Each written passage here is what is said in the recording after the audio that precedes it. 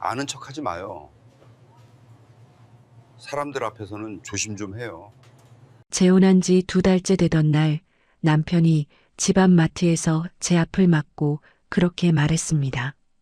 저한테 인사하던 이웃 앞에서요. 저는 계산대 위에 올려둔 반찬통을 다시 내려놓았습니다. 이상하죠? 이 사람은 원래 제가 혼자 살 때부터 그 마트에서 커피도 챙겨주고 이거 한번 드셔보세요 하던 사람이었거든요. 그런데 왜 재혼하자마자 제 얼굴을 남들 앞에서 먼저 깎았을까요? 더 무서운 건요. 그 말 한마디 이후로 집에 돌아와서도 제가 제 말을 고르게 됐다는 겁니다. 대체 그날부터 무엇이 바뀐 걸까요? 시작 전 어느 지역에서 보고 계신지 댓글 한 번씩만 부탁드립니다. 그곳에는 좋은 일이 가득할 거예요. 저는 윤정이 59입니다. 남편과 사별한 지 4년째 되던 해였어요. 혼자 사는 게 무섭다기보다는 그냥 조용함이 익숙해진 시기였죠. 아침에 눈 뜨고 커피 한 잔 마시고 창밖 보다가 낮잠 자고 저녁 되면 장 보러 나가는 생활이었습니다. 아파트 1층에 작은 마트가 하나 있었어요. 엘리베이터에서 내리면 바로 보이는 곳이었죠. 저는 거의 매일 저녁 6시쯤 그곳에 들렀습니다. 간편 요리 한두 개, 우유 한 팩, 가끔 과일 몇 개 담아서 계산대로 가는 거예요. 그 시간이면 늘 같은 사람이 앉아 있었어요. 나중에 알게 된 이름은 박상호였습니다. 63살이라고 들었죠. 처음엔 그냥 마트 주인으로만 알고 지냈어요. 어느 날 죽 한 봉지를 계산대에 올렸을 때였습니다. 오늘은 이거 사시네요 하면서 작은 종이컵에 담긴 커피를 내밀더라고요. 저는 손사래를 쳤지만 그냥 두고 가시면 된다는 거예요. 다음 날도 뭔가 하나씩 건넸어요. 시식용 과자, 새로 들어온 차, 작은 캔디였죠. 마트 사장님들이 다 아는 친절이라고 생각했습니다. 근데 집에 가서 비닐봉투를 열어보면 이상한 게 있었어요. 제가 산 것 말고 다른 물건이 하나씩 더 들어있는 거예요. 계산서에는 없는 것들이었죠. 처음엔 실수인 줄 알았습니다. 다음 날 돌려주려고 마트에 갔는데 먼저 웃으면서 그냥 드시라고 하더라고요. 덤이래요. 저는 머뭇거리다가 고개만 끄덕이고 나왔습니다. 뭐라고 더 말하기가 어색했거든요. 현관 도어락을 누를 때 삑 소리가 났어요. 그 소리를 듣는 순간 문득 이런 생각이 들었죠. 저 사람은 왜 하필 내가 오는 시간에만 늘 계산대에 앉아 있을까 하는 생각이요. 마트는 오전부터 밤까지 여는데 제가 가는 시간은 항상 6시에서 6시 반 사이였습니다. 그 시간에 박상호 씨는 항상 거기 계셨어요. 거실 소파에 앉아서 비닐봉투를 다시 꺼내봤죠. 오늘은 작은 양파 한 개가 더 들어 있었어요. 계산서에는 당연히 없었습니다. 식탁 위에 올려두고 한참 바라봤어요. 뭔가 불편한 기분이 들었지만 그게 뭔지는 말할 수 없었습니다. 그날 밤 잠들기 전에 창밖을 보니 마트 간판 불빛이 보였어요. 저는 이불을 목까지 끌어올리고 눈을 감았죠. 다음 날도 같은 시간에 나갔습니다. 계산대에 박상호 씨가 앉아 계셨어요. 어떤 날은 문을 열고 들어가기도 전에 고개를 들어 저를 먼저 봤죠. 점점 그 시선이 익숙해졌습니다. 아니, 익숙해진 게 아니라 기다리고 있었던 것 같아요. 제가요. 인정하고 싶지 않았지만 어느 날 마트 가는 길에 거울을 봤을 때 제 모습이 평소보다 조금 더 정돈돼 있더라고요. 그날 저녁 계산하면서 박상호 씨가 물었어요. 혼자 사시냐고요. 저는 잠깐 멈칫했지만 고개를 끄덕였습니다. 박상호 씨도 고개를 끄덕이더니 아무 말 없이 계산서를 건넸어요. 비닐봉투 안에는 작은 두부 한 모가 들어 있었죠. 집에 돌아와서 냉장고에 넣으면서 이상한 기분이 들었어요. 고맙다는 말도 거절도 못한 채 그냥 받아만 왔으니까요. 며칠이 지나고 일주일이 지나고 한 달이 지나도 저는 같은 시간에 마트에 갔습니다. 그 시간이 제 일상이 됐거든요. 정확히 말하면 박상호 씨를 보는 게 일상이 된 거였어요. 저는 그걸 인정하지 않으려고 했지만 마음 한편에서는 이미 알고 있었죠. 어느 날 저녁 마트 문을 열었는데 계산대에 젊은 아르바이트생이 앉아 있었어요. 저는 물건을 고르다 말고 계산대 쪽을 한 번 더 봤습니다. 그리고 그냥 나왔어요. 아무것도 사지 않고요. 집에 돌아와 냉장고를 열었을 때 안에 음식이 충분히 있다는 걸 알았습니다. 근데 저는 왜 마트에 간 걸까요? 저 사람은 왜 하필 내가 오는 시간에만 늘 있을까? 박상호 씨가 사라진 건 그 다음 주부터였어요. 처음 이틀은 그냥 쉬는 날이려니 했습니다. 일주일이 지나도 안 보이자 아르바이트생한테 슬쩍 물어봤어요. 사장님 언제 오시냐고요? 잘 모르겠대요. 개인 사정이 생겨서 한동안 안 나오신다고만 들었다고 했습니다. 고개를 끄덕이고 계산을 마쳤죠. 근데 이상하게 그날 산 물건을 들고 가는 길이 평소보다 훨씬 무겁게 느껴졌어요. 일주일, 이주일, 한 달이 지나도 박상호 씨는 나타나지 않았습니다. 저는 여전히 같은 시간에 마트에 갔지만 계산대를 볼 때마다 허전했어요. 왜 이러는 걸까요? 그냥 마트 사장님인데요. 물건을 고를 때도 자꾸 박상호 씨가 앉아있던 자리를 보게 됐습니다. 비닐봉투를 들고 나올 때 안에 덤이 없다는 게 이렇게 허전할 줄 몰랐어요. 어느 날 저녁 마트 앞을 지나가는데 벤치에 누군가 앉아 있었습니다. 무심코 고개를 돌렸다가 멈췄어요. 박상호 씨였죠. 근데 얼굴이 많이 달라 보였습니다. 예전보다 훨씬 수척하고 눈가에 그늘이 내려앉아 있었어요.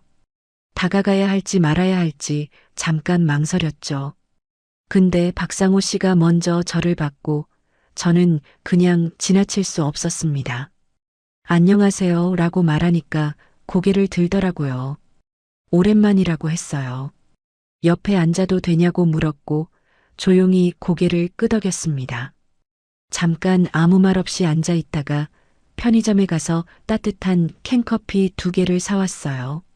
하나를 앞에 놓으면서 괜찮으시냐고 물었죠. 커피를 한 모금 마시고 나서 말했습니다. 이번에 사별했다고요. 저는 아무 말도 못했어요. 그냥 고개만 끄덕였습니다. 5년을 아팠는데 한 달 반 전에 갑자기 악화됐대요. 병원에서 집으로, 집에서 병원으로 오가다가 결국 보냈다고 했죠. 저는 박상호 씨 손을 보다가 시선을 돌렸어요. 제 남편이 떠났을 때가 떠올랐거든요. 물었습니다. 사모님도 혼자 사시죠? 라고요. 잠깐 망설이다가 대답했어요. 4년 됐다고요. 고개를 끄덕이더니 그래서 알아봤다고 했습니다. 같은 사람끼리는 뭔가 보인대요. 그 말이 무슨 뜻인지 정확히는 몰랐지만 거부감은 들지 않았어요. 오히려 조금 편안했죠. 그날 이후로 박상호 씨는 다시 마트에 나오기 시작했습니다. 근데 예전만큼 자주는 아니었어요. 이틀에 한 번 또는 사흘에 한 번 정도였죠. 저는 여전히 같은 시간에 마트에 갔고 박상호 씨가 계실 때와 안 계실 때가 확연히 달랐습니다. 계실 때는 왠지 마음이 조금 가벼웠고 안 계실 때는 빨리 계산하고 나오고 싶었어요. 어느 날 계산하는데 작은 봉투 하나를 제 비닐봉투 안에 넣어주더라고요. 뭐냐고 물었습니다.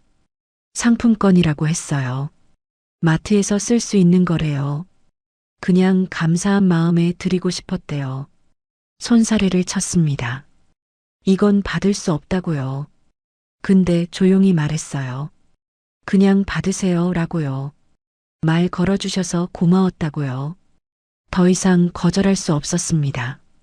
그냥 고맙다는 말만 하고 나왔어요. 집에 돌아와서 비닐봉투에서 상품권을 꺼냈습니다. 10,000원짜리 5장이었어요. 식탁 위에 올려두고 한참을 바라봤죠. 제 약통 옆에 두었다가 결국 서랍 안에 넣었습니다. 왜 그랬을까요? 쓰려고 받은 건지 아니면 그냥 간직하려고 받은 건지 저도 잘 모르겠어요. 그날 밤 잠들기 전에 서랍을 한 번 더 열어봤습니다. 상품권이 그대로 있었죠. 서랍을 닫고 불을 껐어요.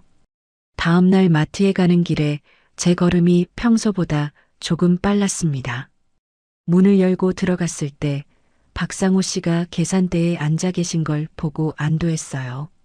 계산하면서 어제 상품권 고맙다는 말을 다시 한번 했습니다. 웃으면서 천만에요 라고 하더라고요. 그날도 비닐봉투 안에는 작은 과일 하나가 더 들어 있었어요.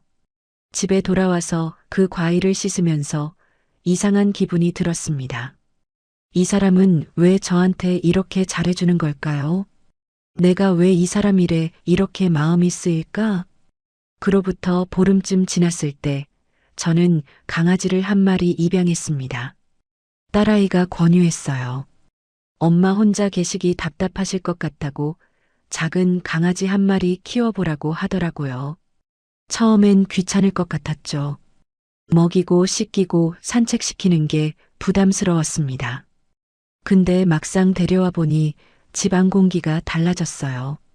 아침에 눈 뜨면 꼬리 흔들며 반기는 게 있다는 게 생각보다 큰 위로였습니다. 이름은 복실이라고 지었어요. 털이 복슬복슬한 작은 말티즈였죠. 입양센터 직원분이 말씀하셨습니다. 하루 2번은 꼭 산책시켜 달라고요. 저는 고개를 끄덕였지만 속으로는 걱정이 됐어요. 매일 밖에 나간다는 게 쉬운 일은 아니었거든요.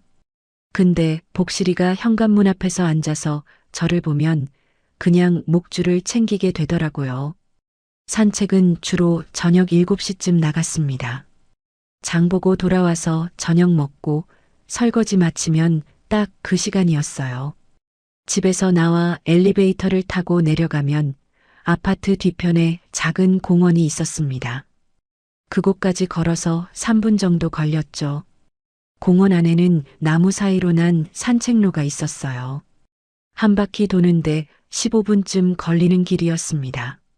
복실이는 그 길을 좋아했어요. 냄새 맡으면서 천천히 걷는 걸 즐기더라고요. 저도 그 시간이 나쁘지 않았습니다. 집에만 있으면 생각이 많아지는데 밖에 나오면 머리가 좀 비워지는 느낌이었어요. 어느 날 저녁이었습니다. 산책로 입구 쪽에서 복실이가 갑자기 멈춰 섰어요. 저는 고개를 들었죠. 앞에서 누군가 강아지를 데리고 걸어오고 있었습니다. 박상호 씨였어요. 저는 잠깐 멈칫했습니다. 박상호 씨도 저를 보고 걸음을 멈췄죠. 서로 눈이 마주쳤어요. 저는 먼저 인사했습니다. 안녕하세요 라고요. 박상호 씨가 고개를 끄덕이며 인사를 받았어요. 손에는 하얀 강아지 목줄이 들려 있었습니다. 강아지 키우시네요 하고 말했더니 얼마 전부터 키운다고 했어요. 이름은 두부래요. 하얀 포메라니안이었죠. 복실이와 두부가 서로 냄새를 맡기 시작했습니다. 저희는 그 모습을 보면서 잠깐 서 있었어요.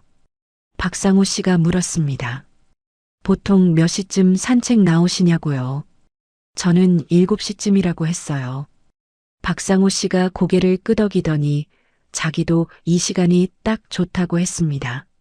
너무 일찍 나오면 해가 뜨겁고 너무 늦으면 무섭다고요. 저도 그렇다고 했어요. 그렇게 10분쯤 이야기를 나누고 헤어졌습니다. 안녕히 가세요 라고 인사하고 각자 반대 방향으로 걸었어요. 근데 이상했습니다. 그날 밤 집에 돌아와서도 자꾸 그 만남이 떠올랐거든요. 저는 소파에 앉아서 한참을 생각했어요. 왜 계속 생각이 날까 하는 생각이요. 그냥 마트 사장님인데요. 산책하다가 우연히 만난 건데요. 근데 자꾸 그 장면이 떠올랐습니다. 그 뒤로 일주일 동안 저는 매일 같은 시간에 산책을 나갔어요. 그리고 매일 박상호 씨와 마주쳤습니다. 어떤 날은 박상호 씨가 벤치에 앉아 계셨고, 어떤 날은 산책로 입구에 서 계셨어요. 10분 안에는 꼭 서로 만났습니다. 처음 이틀은 우연인가 했어요. 근데 사흘째부터는 약속처럼 느껴졌죠. 박상호 씨도 그걸 아는 것 같았습니다. 어느 날 같이 걸으면서 박상호 씨가 물었어요. 복실이는 사료 잘 먹냐고요. 저는 잘 먹는다고 했습니다. 박상호 씨가 말했어요. 두 분은 편식이 심해서 고민이라고 닭가슴살만 먹으려고 한다고요. 저는 복실이도 처음엔 그랬는데 조금씩 섞어주니까 나아졌다고 했어요. 박상호 씨가 고개를 끄덕이더니 물었습니다. 어느 병원 다니시냐고요? 저는 아파트 앞 동물병원 이름을 말했어요. 박상호 씨가 자기도 거기 다닌다고 했습니다. 원장님이 친절하시다고 설명도 잘해주신다고요. 저도 그렇다고 했죠. 그렇게 강아지 이야기를 하다 보면 산책로를 한 바퀴 다 도는 거예요. 벤치에 앉아서 강아지들한테 물을 주면서 저희는 잠깐 쉬었습니다. 박상호 씨가 물었어요. 요즘 어떻게 지내시냐고요?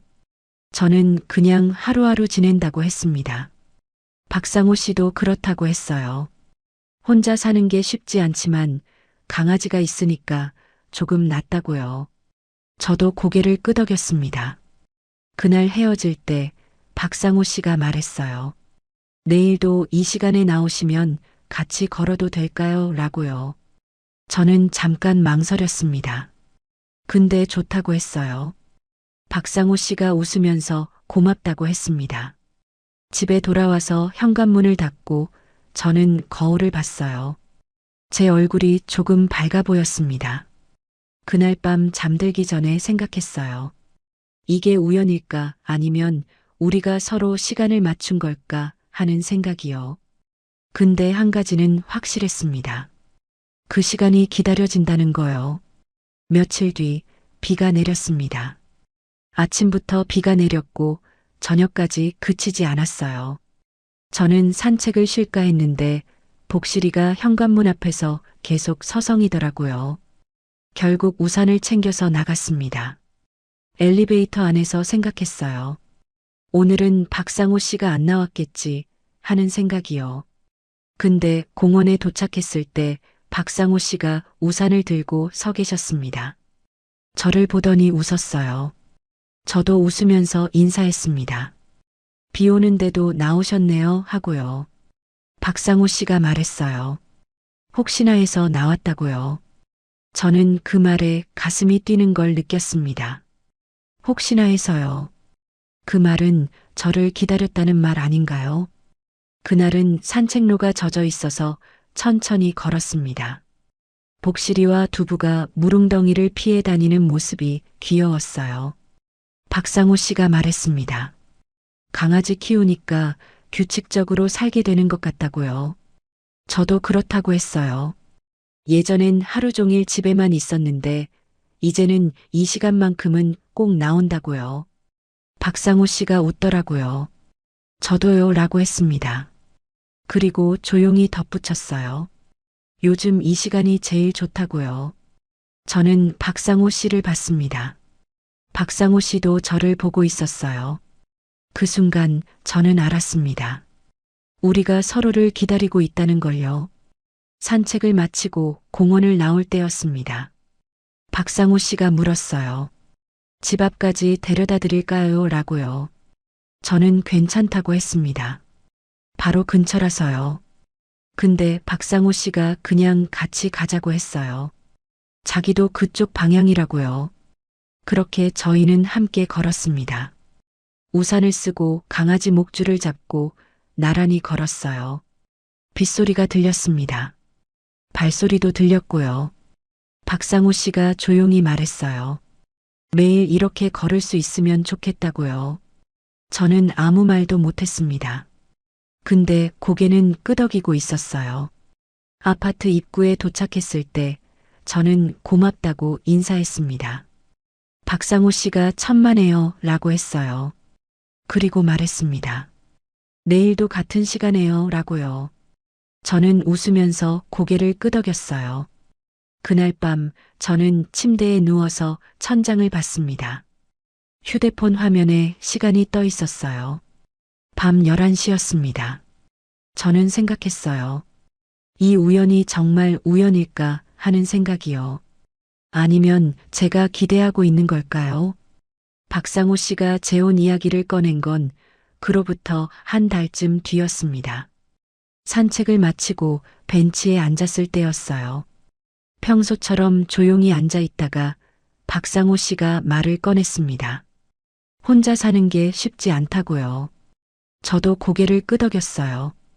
밤에 집에 들어가면 텅 빈 거실이 보이고 아침에 눈 뜨면 말 걸 사람이 없다는 게 외롭긴 했으니까요. 박상호 씨가 물었습니다. 혹시 재혼 생각은 없으시냐고요. 저는 잠깐 말을 잃었어요. 예상하지 못한 질문이었거든요. 생각해 본 적 없다고 대답했습니다. 박상호 씨가 자기도 그랬는데 요즘 생각이 바뀌었다고 했어요. 그리고 저를 보며 말했죠. 같이 살면 어떨까요? 라고요. 저는 아무 말도 못했습니다.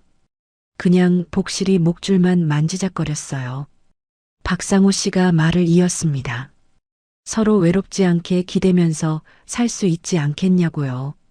나이 들어서 혼자 아프면 무섭지 않겠냐고요. 저는 고개를 들지 못했어요. 근데 마음 한편에서는 이미 답을 알고 있었습니다. 혼자 지내는 게 무서웠거든요. 밤에 집에 들어갈 때마다 도어락 소리를 들을 때마다 저는 두려움을 느꼈으니까요. 그래서 대답했어요. 생각해 보겠다고요. 집에 돌아와서 소파에 앉았습니다. 복실이가 제 발밑에 누웠어요. 저는 한참을 앉아 있었습니다. 재혼이라는 게 뭘까 하는 생각이 들었어요. 이게 맞는 걸까요?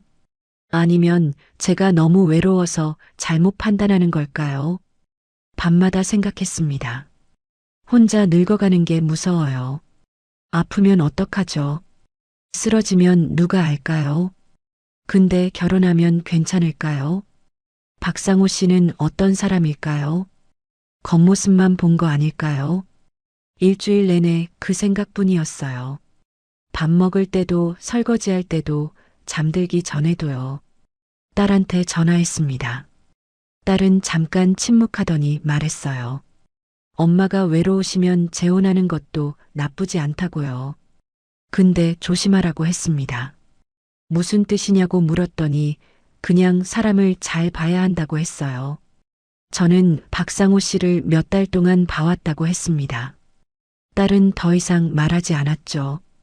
전화를 끊고 나서 저는 또 식탁에 앉았어요.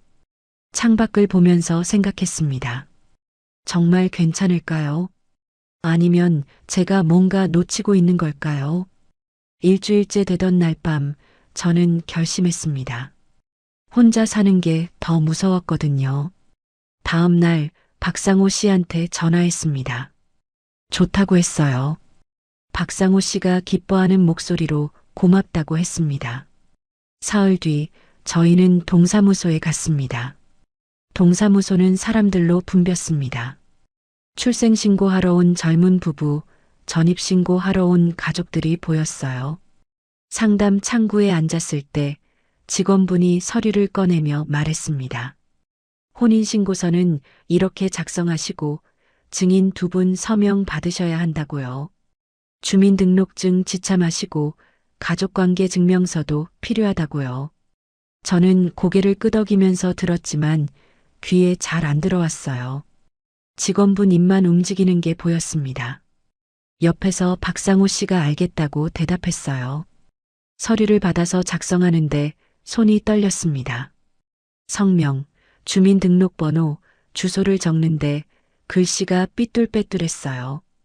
도장을 찍는 순간 이게 맞는 선택인지 확신이 서지 않았어요. 근데 이미 도장은 찍혔고 서류는 제출됐습니다. 집에 돌아와서 서류 봉투를 식탁 서랍 안에 넣었어요. 왜 그랬는지 모르겠습니다. 그냥 자꾸 보고 싶지 않았어요. 박상호 씨는 2주일 뒤에 자기 집을 정리하고 제 집으로 들어왔습니다. 짐이 많지 않았어요.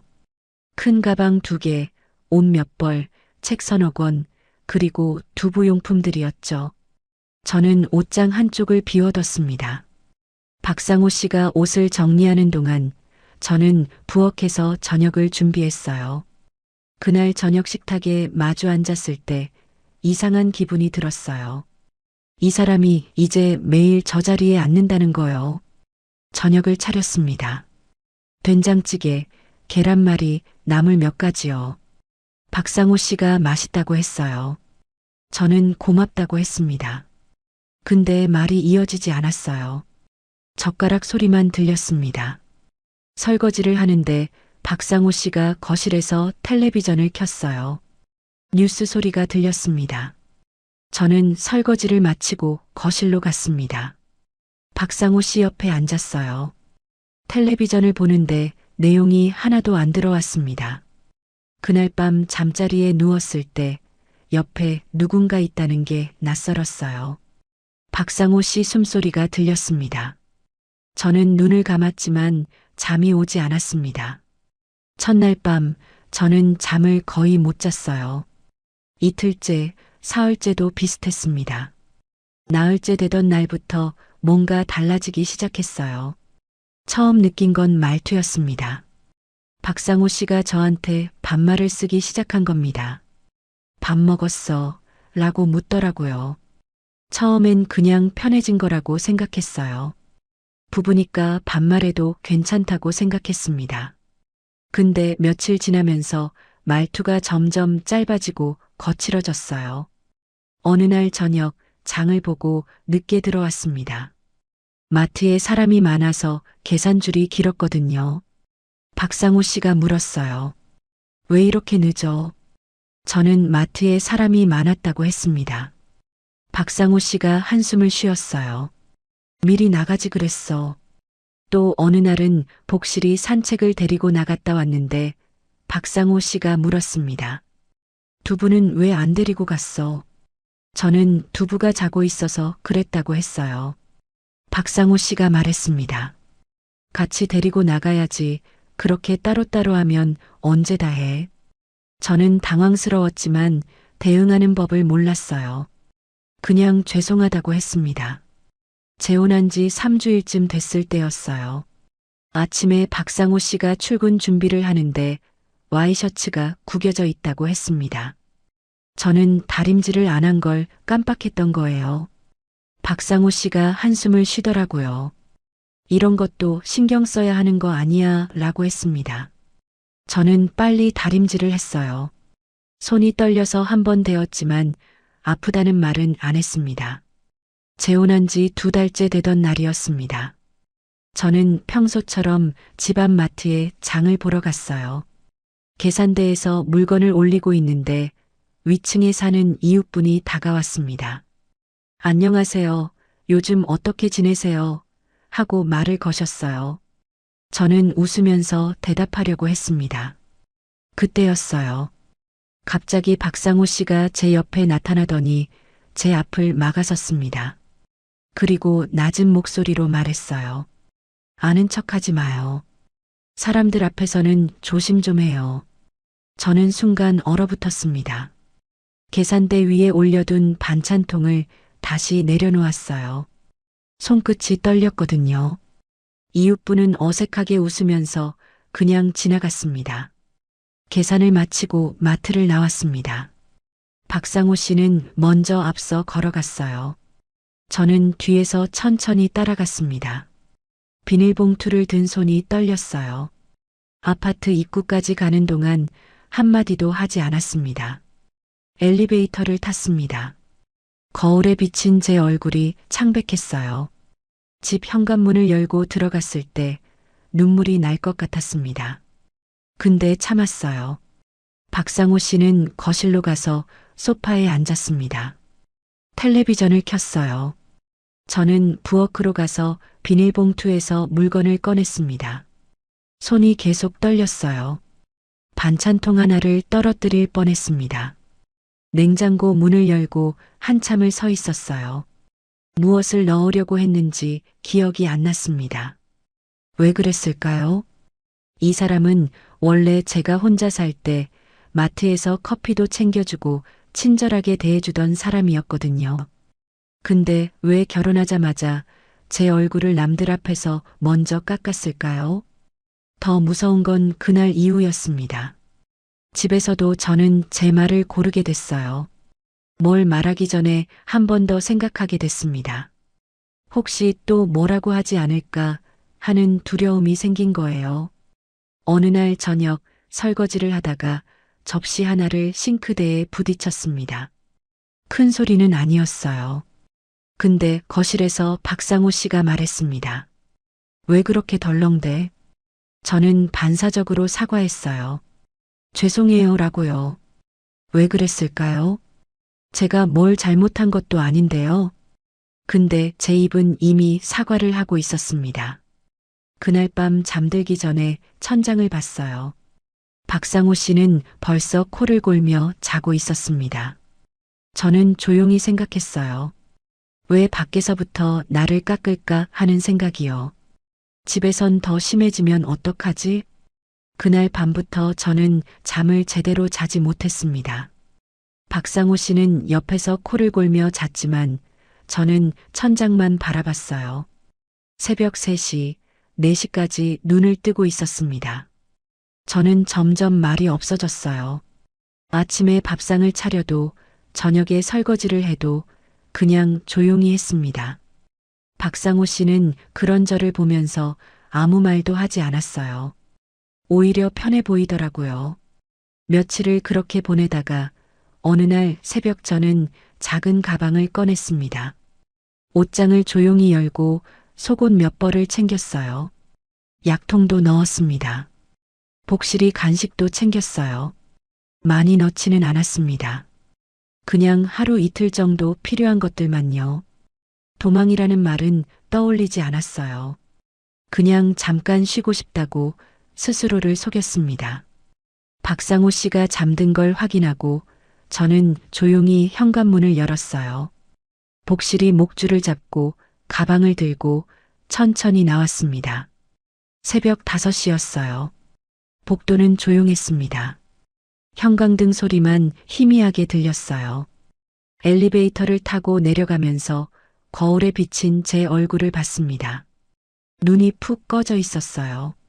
손이 떨렸습니다. 가방 손잡이를 꽉 쥐었지만 떨림은 멈추지 않았어요. 1층에 도착했을 때 엘리베이터 문이 열렸습니다. 밖으로 나가는 순간 찬 공기가 얼굴을 때렸어요. 아파트 밖으로 나와서 버스 정류장까지 걸었습니다. 첫 차가 오기까지 30분을 기다렸어요. 버스에 올라타서 창밖을 봤습니다. 해가 뜨기 시작했어요. 딸이 사는 집까지는 1시간 정도 걸렸습니다. 딸네 집 앞에 도착했을 때 저는 잠깐 망설였어요. 이렇게 갑자기 와도 되는 걸까 하는 생각이 들었거든요. 근데 초인종을 눌렀습니다. 딸이 문을 열었어요. 저를 보더니 놀라는 표정을 지었습니다. 엄마, 왜 이렇게 일찍 하고 물었어요. 저는 아무 말도 못하고 그냥 서 있었습니다. 그러다 눈물이 났어요. 딸이 저를 안으로 끌어당겼습니다. 거실 소파에 앉히고 물 한 잔을 가져왔어요. 저는 물을 마시면서 눈물을 닦았습니다. 딸이 물었어요. 엄마, 그 사람 말투 어땠어? 라고요. 저는 입을 열려고 했지만 말이 안 나왔습니다. 뭐라고 설명해야 할까요? 딸이 다시 물었어요. 함부로 말했어. 라고요. 저는 고개를 끄덕였습니다. 딸이 한숨을 쉬더니 말했어요. 엄마, 재혼하기 전에 제가 뭐라고 했어요. 사람을 잘 보라고 했잖아요. 저는 대답 대신 컵을 내려놓았습니다. 손이 떨려서 탁자에 부딪히는 소리가 났어요. 딸이 제 손을 잡았습니다. 괜찮아요, 엄마라고 했어요. 여기 계세요. 저는 고개를 끄덕였습니다. 첫 이틀은 거의 자리에서 일어나지 않았습니다. 복실이만 안고 누워 있었어요. 딸이 밥을 가져다 줬지만 몇 숟가락 떠먹고 그만뒀습니다. 사흘째부터 조금씩 일어나기 시작했어요. 복실이 산책을 시켜야 했거든요. 근데 아파트 밖으로는 못 나갔습니다. 딸네 집 복도를 왔다 갔다 하는 게 전부였어요. 그렇게 일주일을 보냈습니다. 박상호 씨한테서 전화가 몇 번 왔지만 받지 않았어요. 문자도 왔습니다. 어디 갔어? 연락해. 저는 답장하지 않았습니다. 밖에 나가고 싶지 않았어요. 그냥 작은 방에서 복실이만 안고 있었습니다. 창밖을 보면서 생각했어요. 제가 뭘 잘못한 걸까 하는 생각이요. 그러던 어느 날 오후 박상호 씨한테서 또 전화가 왔습니다. 저는 이번에는 받았어요. 박상호 씨가 물었습니다. 왜 갑자기 나갔냐고요? 저는 잠깐 쉬고 싶어서 그랬다고 했습니다. 박상호 씨가 말했어요. 사람들이 물어본다고 어떻게 대답해야 하냐고요. 저는 아무 말도 못했어요.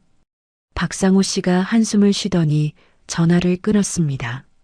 그날 저녁 저는 창밖을 보면서 생각했어요. 사람들이 물어본다고요. 무엇을요? 며칠 뒤 딸이 퇴근하고 돌아와서 말했습니다. 엄마, 동네에서 소문이 돈대요 라고요. 무슨 소문이냐고 물었습니다. 딸이 말했어요. 박상호 씨가 주변에 이야기하고 다닌대요. 마트에서도 공원에서도요. 딸이 친구한테 들었다고 했습니다. 박상호 씨가 마트 계산대에서 사람들한테 말했대요. 아내가 요즘 예민해서 집을 나갔다고요. 나이 들어서 그런가 봐 라고 했대요. 공원에서는 산책 나온 사람들한테도 말했대요. 재혼했는데 적응을 못한다고요. 혼자 살다가 같이 사는 게 힘든가 봐 라고 했대요. 딸이 말했어요. 사람들이 엄마를 이상하게 본대요. 불쌍하다는 식으로 본대요. 저는 말문이 막혔습니다. 딸이 이어서 말했어요. 마트 앞에서도 그렇게 말하고 공원에서도 그렇게 말한대요. 사람들이 엄마를 이상한 사람으로 본대요. 저는 소파에 그대로 앉아 있었습니다. 손이 차갑게 식어가는 게 느껴졌어요. 그날 밤 저는 잠을 못 잤습니다. 사람들 시선이 자꾸 떠올랐거든요. 제가 이상한 사람이 된 것 같은 기분이 들었어요. 마트에 가면 사람들이 저를 어떻게 볼까요? 공원에 가면 수군거릴까요? 저는 이불을 뒤집어 쓰고 울었습니다. 소리 내지 않으려고 입을 막았어요. 며칠을 더 그렇게 보냈습니다. 어느 날 아침 딸이 출근하기 전에 물었어요. 엄마, 어떻게 할 거예요? 라고요. 저는 모르겠다고 했습니다. 정말 몰랐어요. 딸이 말했어요. 돌아가실 거예요? 아니면 정리하실 거예요? 라고요. 저는 대답하지 못했습니다. 딸이 나가고 혼자 남았을 때 저는 식탁에 앉았어요. 복실이가 제 발밑에 누웠습니다. 저는 복실이를 쓰다듬으면서 생각했어요. 돌아가면 어떻게 될까요? 박상호 씨는 저를 어떻게 대할까요? 처음엔 미안하다고 하겠죠. 사람들 앞에서는 다정한 남편처럼 굴 거예요. 근데 집에 들어가면요. 문 닫는 순간 달라질 거예요. 왜 나갔냐고 따질 거예요. 사람들 앞에서 창피하게 했다고 할 거예요. 그리고 점점 더 심해질 거예요. 제 말을 더 무시할 거예요. 밖에서도 저를 더 깎을 거예요. 저는 더 작아질 것 같았습니다. 더 말을 못하게 될 것 같았어요. 사람들 앞에서 아는 척하지 마요 했던 그 말이 계속 떠올랐습니다. 집에서 왜 그렇게 덜렁대했던 그 목소리도 들렸어요. 돌아가면 그게 더 심해질 거예요. 근데 여기서 끊으면요. 사람들이 저를 어떻게 볼까요? 박상호 씨가 퍼뜨린 소문대로 저는 예민한 사람이 되는 걸까요? 적응 못하는 사람이 되는 걸까요? 저는 복실이를 안아 올렸습니다. 복실이가 제 얼굴을 핥았어요. 눈물이 났습니다.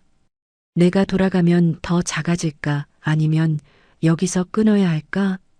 이틀이 지났습니다. 저는 여전히 딸네 집 작은 방에 있었어요. 밤마다 생각했습니다. 돌아가면 어떻게 될까? 안 돌아가면 어떻게 될까? 아침에 눈을 뜨면 천장만 보고 있었어요. 복실이가 제 얼굴을 핥았지만 일어나고 싶지 않았습니다. 사흘째 되던 날 아침 창밖을 보고 있는데 햇살이 들어왔어요. 저는 그 햇살을 보면서 생각했습니다. 이대로 숨어 있을 수는 없다고요. 제 인생인데 제가 결정해야 한다고요. 저는 일어나서 세수를 했습니다. 거울에 비친 제 얼굴을 봤어요. 눈이 푹 꺼져 있었지만 표정은 단단했습니다. 그날 아침 저는 결심했습니다. 딸한테 말했어요. 동사무소 가야 한다고요. 딸이 물었습니다. 정리하실 거냐고요.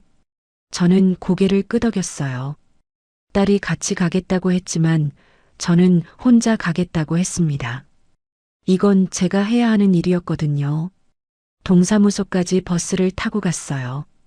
복실이는 딸네 집에 두고 혼자 나왔습니다. 버스 안에서 창밖을 봤어요. 지나가는 사람들이 보였습니다. 모두 자기 삶을 살고 있었어요. 동사무소에 도착했을 때 입구에서 잠깐 멈췄습니다. 여기 들어가면 돌이킬 수 없다는 생각이 들었거든요. 근데 저는 문을 밀고 들어갔습니다. 상담 창구에 앉았을 때 젊은 직원분이 무슨 일로 오셨냐고 물었습니다. 저는 조용히 말했어요. 이혼 상담 받으러 왔다고요. 직원분이 잠깐 저를 보더니 고개를 끄덕였습니다. 협의 이혼이냐고 물었어요. 저는 그렇다고 했습니다. 직원분이 서류를 꺼내면서 설명해 주셨습니다. 협의 이혼은 양쪽이 합의하면 가능하다고요. 서류 제출하고 한 달 뒤에 확정된다고요. 재산 분할이나 위자료는 따로 협의해야 한다고요. 저는 고개를 끄덕이면서 들었어요. 서류를 받아서 가방에 넣었습니다. 손이 떨리지 않았어요. 집으로 돌아가는 버스 안에서 저는 창밖을 봤습니다. 해가 중천에 떠 있었어요. 딸네 집에 도착해서 식탁에 서류를 펼쳤습니다. 하나씩 읽어 내려갔어요. 며칠 동안 서류를 차근차근 정리했습니다. 필요한 부분에 표시하고 준비할 것들을 적었어요. 나흘째 되던 날 박상호 씨한테서 전화가 왔습니다. 저는 받았습니다. 박상호 씨가 물었어요. 언제 집에 올 거냐고요. 저는 조용히 말했습니다. 안 돌아간다고요. 박상호 씨가 잠깐 침묵하더니 물었어요. 무슨 소리냐고요. 저는 이혼하고 싶다고 했습니다. 박상호 씨 목소리가 높아졌어요. 내가 뭘 그렇게 잘못했냐고요. 집도 주고 밥도 같이 먹고 뭐가 불만이냐고요. 저는 숨을 깊이 들이쉬었습니다. 박상호 씨가 계속 말했어요. 사람들이 다 이상하게 본다고요. 재혼한 지 2달 만에 이혼하면 뭐라고 하겠냐고요. 저는 그 말을 다 듣고 나서 조용히 말했습니다. 저는 존중받으려고 결혼한 거예요. 박상호 씨가 잠깐 침묵했어요. 저는 말을 이었습니다. 마트 앞에서 제 얼굴을 깎고 집에서 제 말을 무시하고 그게 존중인가요? 사람들한테 제가 예민하다고 소문내는 게 존중인가요? 박상호 씨가 아무 말도 하지 않았습니다. 저는 마지막으로 말했어요. 서류에 서명해 주세요 라고요. 그리고 전화를 끊었습니다. 손이 떨렸지만 후회는 없었어요. 그날 밤 저는 서류를 다시 확인했습니다. 빠진 게 없는지 잘못 쓴 건 없는지요. 며칠이 지났습니다. 일주일쯤 됐을 때 저는 다시 동사무소에 갔어요. 서류를 제출했습니다. 직원분이 말했어요. 상대방 동의가 필요하다고요. 저는 알겠다고 했습니다. 박상호 씨한테 문자를 보냈어요. 서류에 서명해 달라고요. 이틀 뒤 박상호 씨한테서 답장이 왔습니다. 알겠다고, 서명하겠다고요. 그리고 한 줄이 더 있었어요. 미안해요. 저는 그 문자를 보고 한참을 앉아 있었습니다. 근데 마음이 흔들리지는 않았어요. 며칠이 지났습니다. 일주일쯤 지났을 때 서류가 접수됐다는 연락이 왔어요. 저는 딸한테 말했습니다. 이제 집을 구해야 한다고요. 딸이 물었어요. 어디로 가실 거냐고요. 저는 예전에 살던 아파트 근처로 가고 싶다고 했습니다. 익숙한 곳이 좋을 것 같았거든요. 딸이 같이 알아봐 주겠다고 했어요. 이틀 동안 부동산을 몇 군데 다녔습니다. 어떤 곳은 너무 비쌌고 어떤 곳은 햇살이 안 들어왔어요. 세 번째 본 집이 괜찮았습니다. 작은 원룸이었지만 창이 크고 햇살이 잘 들었어요. 복실이 산책시킬 공원도 가까웠습니다. 저는 이 집으로 하겠다고 했어요. 부동산 사장님이 계약서를 꺼냈습니다. 저는 서명하면서 생각했어요. 이제 제 공간이 생긴다고요. 짐을 옮기는 날 딸이 도와주러 왔어요. 짐이 많지 않았습니다. 옷 몇 벌, 복실이 용품들, 그리고 제 약통이었어요. 새 집 현관문을 열고 들어갔을 때 저는 한참을 서 있었습니다. 작은 공간이었지만 제 공간이었어요. 짐을 다 들여놓고 딸이 돌아간 뒤였습니다. 저는 혼자 빈 방 한가운데 서 있었어요. 복실이가 방 안을 이리저리 돌아다녔습니다. 새집 냄새를 맡고 있었어요. 저는 창문을 열었습니다. 저녁 바람이 들어왔어요. 부엌으로 가서 물을 끓였습니다. 컵라면 하나를 꺼내서 뜨거운 물을 부었어요. 식탁에 앉아서 라면을 먹었습니다. 혼자 먹는 라면이었지만 편안했어요. 설거지를 하고 샤워를 하고 이불을 깔았습니다. 침대에 누워서 천장을 봤어요. 복실이가 제 옆에 누웠습니다. 조용했어요. 근데 무섭지 않았습니다. 이 조용함은 제가 선택한 거였거든요. 저녁 때 저는 복실이 목줄을 챙겼습니다. 산책을 나가야 할 시간이었거든요. 엘리베이터를 타고 내려가서 밖으로 나왔어요. 저녁 공기가 상쾌했습니다. 공원까지 걸어갔습니다. 복실이가 앞서 걸으며 꼬리를 흔들었어요. 산책로 입구에 도착했을 때 저는 잠깐 멈췄습니다. 예전에 박상호 씨와 걷던 그 길이었거든요. 처음 만났을 때가 떠올랐어요. 복실이와 두부가 서로 냄새 맡던 모습이요.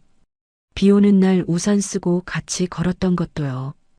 근데 이상했습니다. 슬프지 않았어요. 저는 천천히 걸었습니다. 혼자였지만 외롭지 않았어요.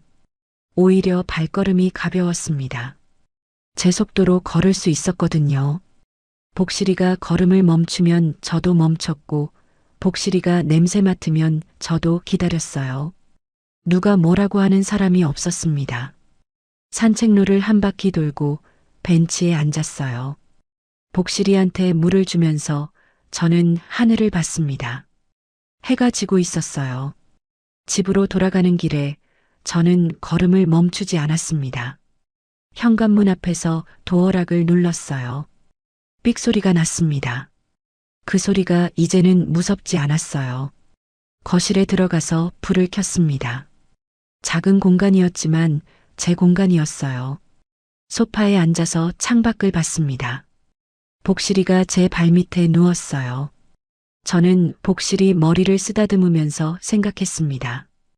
혼자가 무서운 게 아니라 제 이름이 사라지는 게 더 무서웠다는 걸요. 그걸 이제야 알았습니다. 누군가와 함께 있어도 제가 없어지면 그건 혼자보다 더 외로운 거예요. 저는 이제 제 이름으로 살고 싶었습니다. 윤정희로요. 누구의 아내도 아닌 그냥 윤정희로요. 다음 날 아침 저는 평소처럼 일어났어요. 커피를 한 잔 내리고 창밖을 봤습니다. 해가 떠오르고 있었어요. 복실이가 꼬리를 흔들며 저를 봤습니다. 저는 웃으면서 복실이한테 밥을 줬어요. 그리고 식탁에 앉아서 커피를 마셨습니다. 조용했어요. 근데 외롭지 않았습니다. 며칠이 지나고 일주일이 지났습니다. 저는 제 일상을 다시 잡아갔어요. 아침에 일어나고 복실이 산책시키고 장 보고 저녁 먹고 또 산책 나가고요. 어느 날 저녁 산책을 마치고 집에 돌아왔을 때 딸한테서 전화가 왔습니다. 엄마 괜찮으시냐고 물었어요. 저는 웃으면서 대답했습니다. 괜찮다고요. 정말 괜찮았어요. 전화를 끊고 저는 소파에 앉았습니다. 복실이를 무릎에 올리고 창밖을 봤어요. 밤이었습니다. 거리에 불빛들이 켜져 있었어요. 저는 조용히 생각했습니다. 혼자가 무서운 게 아니라 내 이름이 사라지는 게 더 무섭다는 걸 우리는 언제 깨닫게 될까요? 오늘 이야기 끝까지 들어주셔서 고맙습니다. 구독해 두시면 다음 사연도 과장 없이 있는 그대로 더 친절하게 들려드릴게요. 끝까지 보신 분들은 지금 화면 왼쪽 재생 목록부터 눌러서 같은 흐름의 사연들을 이어서 보세요. 그리고 오른쪽 추천 영상은 이 지옥이 시작된 첫 단추가 더 선명하게 나옵니다. 지금 바로 하나만 눌러주시면 그대로 이어집니다.